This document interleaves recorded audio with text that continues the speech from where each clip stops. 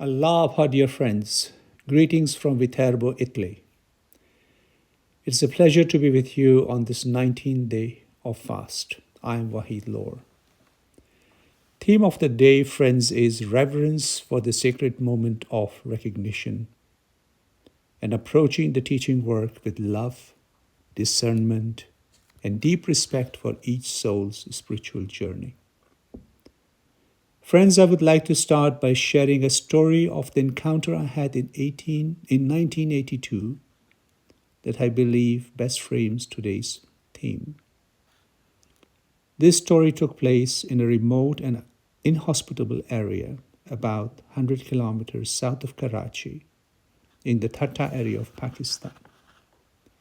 Let me start by sharing a brief background to this story first. Late 1960s and early 1970s saw mass enrollment of estimated 20,000 new friends into Baha'i faith from the lowest Hindu caste still living in Pakistan and referred to locally as Bhil. Bhils were generally seen and treated by the majority population as social outcasts, and they mostly lived on the city outskirts with almost no rights and very little possessions.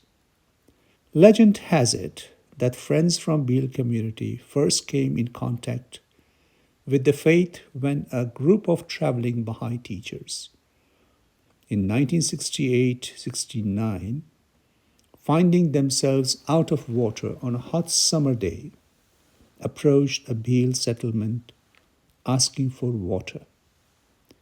Never before had anybody from outside drank water from their glass or visited a Bhil home. Not only that, but also these strange visitors talked about equality of mankind and affirmed that Bhils were equal human beings. This started a chain reaction, resulting in mass acceptance of faith. In 1970s and early 1980s, Baha'i youth would visit these new Baha'i communities to help with their deepening. It was in this context that I also started visiting our new friends. These were the days when we did not have Ruhi and instead had to invent deepening as we went. On one of these visits to Tata area, as usual, we sat down with the new Baha'i friends to say a few prayers before getting into the study of the writings. I noticed a new friend who I had not met before join us. He sat at the back on the mud floor as everybody else. I later found out that his name was Juma, which means Friday. Prayers were said in Persian, in Arabic, English, Urdu, and Sindhi. With every prayer I heard a muffled sound of Juma sobbing at the back. I was intrigued, and so I approached Juma after the prayers and asked in my ignorance if he understood all these languages, because for me, one had to understand language in order to be moved by the prayers. Juma told me that he was illiterate, and so I asked him again, how come you were so moved by the prayers then? With a childlike innocence, he looked at me and said, but aren't these words of Baha'u'llah? I found myself in awe and speechless. At this point, I had to know how he became Baha'i. Here is what I recall Juma telling me. Juma started by saying we had been receiving news from other Bhil villages that many of our people were converting to a new faith. One day, the chief of our village told us that a wise man from this new faith was coming to our village to talk us to talk to us too. Now, here I must say that this wise man that Juma was referring to was our beloved counselor, Dr. Masih Farhangi, who was later martyred in Iran in 1981. Juma continued, so the wise man came to our village and talked to us about love, God, unity, and equality of mankind. He drank from our glass and ate our food, something no outside had ever done before. Chief of our village and many others accepted this new faith on that day. I refused and left the gathering angrily, thinking they were all wrong. In the evening, I returned home, had dinner, and went to bed. I had a dream. I saw a holy man with gentle smile, white beard, and long coat came to me and said, I sent you my blessings and you refused them. Pity on you. I woke up in shock and knew exactly what blessing I had refused. I also knew that the wise man, Dr. Farhangi, was spending the night in the next village some 10 kilometers away. I ran barefoot, unaware of stones and thorns, till I reached the next village and found Dr. Farhangi, woke him up, fell to his feet, announcing my faith in Baha'u'llah. This was how Juma, an illiterate man who sobbed with every prayer in all languages, became Baha'i. He told me this story roughly about a year after the beloved Dr. Masih Farhangi had been martyred in Iran. The story does not end here, friends. A few months after becoming Baha'i, Juma was taken to Karachi. As he enters the hall of the Baha'i Hazratul Quds, he sees for the first time the portrait of Abdul Baha. And finally he knows the holy man who came in his dream that blessed night.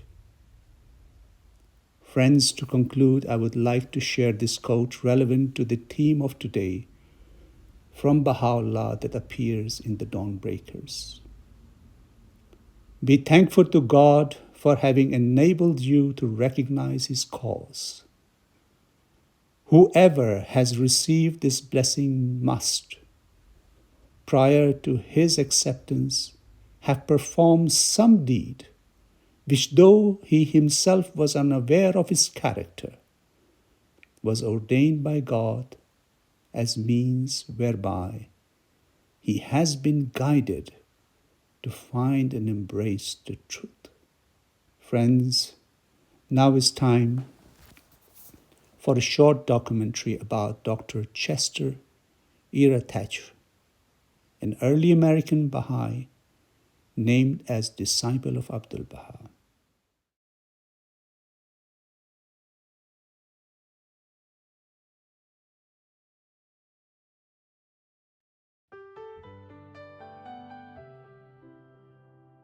Chester Ives Thatcher was the kind of man people trusted without needing to be convinced. A quiet thinker, a practical physician, and a gentle soul, he moved through the world with humility, not seeking recognition, not seeking power, simply seeking truth. His life became one of the earliest threads in the tapestry of the American Baha'i community, woven not with noise or drama, but with constancy, sincerity, and deep integrity. Born in the mid-19th century, Chester was trained as a physician at a time when medicine was rigid and conservative. But he was restless, curious about the unseen, the subtle forces behind human healing. He began to explore magnetism and its potential spiritual dimensions.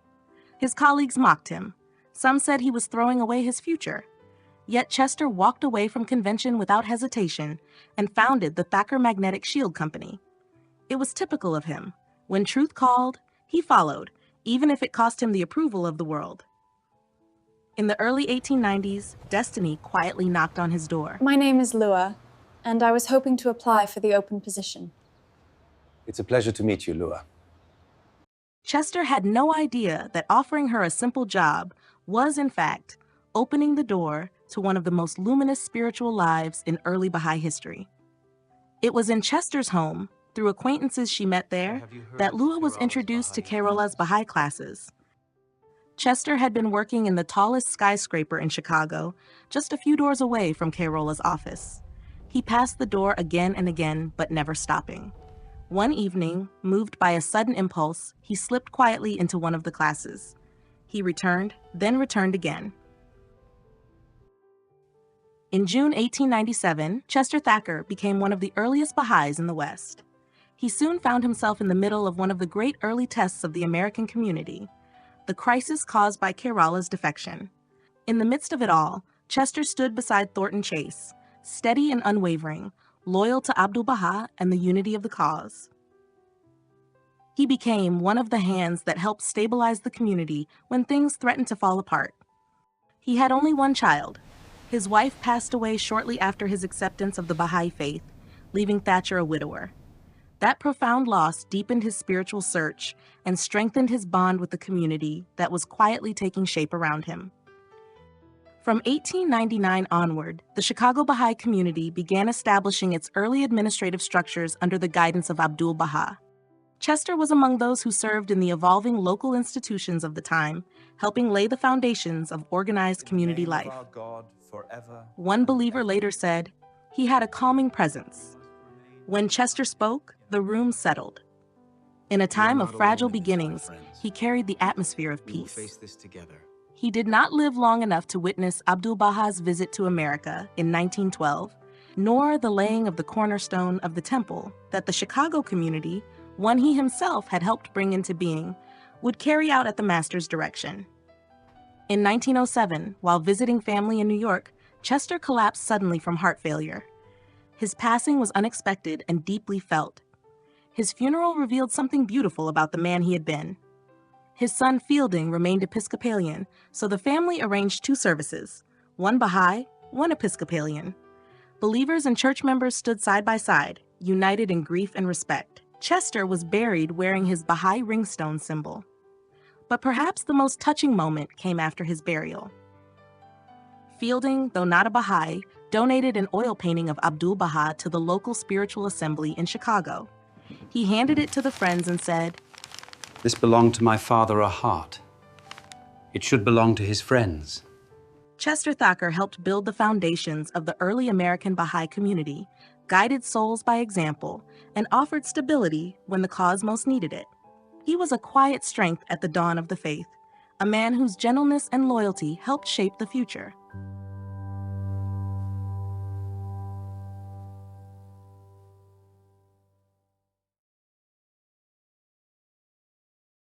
Dear friends, in the closing, I hope today's story has moved you as much as it has moved me since I came across it in 1982.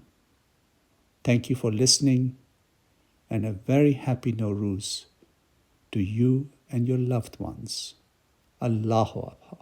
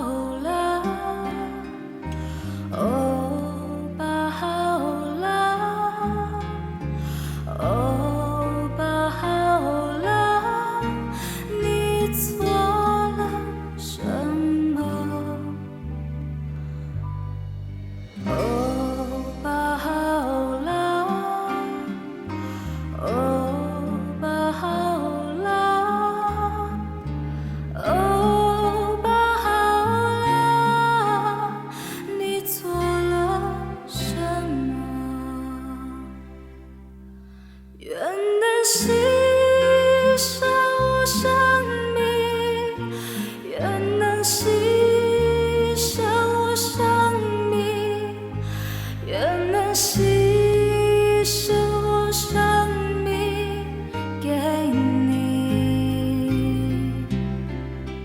愿能献上我灵魂，愿能献上我灵魂，献上我灵魂给你。哦，宝拉，哦，宝拉，哦，宝拉，你做了什么？哦，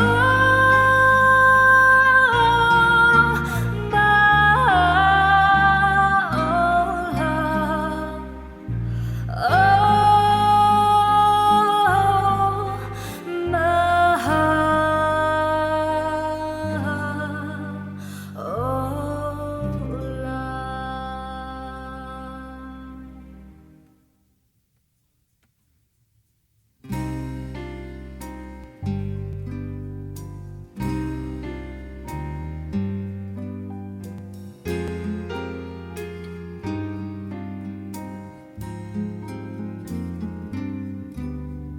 您的一生